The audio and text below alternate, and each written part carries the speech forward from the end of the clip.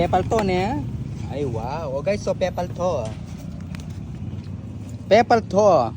Ano bang nang Tagalog yung pepal to? Ale? Pepal book kabaliktaran niya ito eh. Palitaw. Palitaw, di ba? Tsaka 25 kanu guys. So, then talaga nga nakarene no kasi pag magtinda guys. O diyan mo kung nga baka 50 pesos. Dali. Okay na. Bakit? Eh, pareho niya. Ito. Pareho lang mo. Para pong 3-3. Nanong 3-3? Para parehas kami 3-3. Ay, wow. So, may itong Kenny, may itong Kata. Okay. Amazing. Okay. So, bali 50 pesos. Okay. Oh, 50 pesos. Bayad. Sa 25 ka no? Pepal to. Pepal to. Ayun, bisa. Pepal to. Tapos ila ko yun o kanyan din eh. Sige na.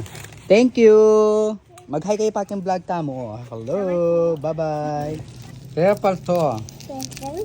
Sabi mo, pepal to. Ganyan lang yan, no?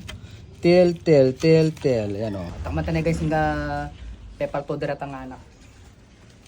Ano ka, no? Pepal to direct ang anak. Nanong pepal to da? Ay. Na guys, tingnan na natin yung pepal to direct ang anak. Awa.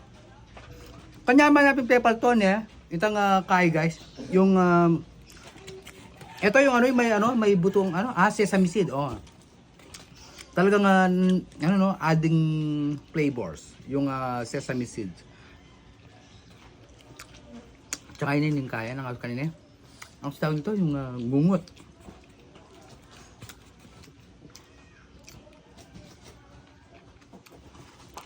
So perfect. So, pag magandang hapon merienda talaga yung ganito. Sarap. Manyaman, so perfect.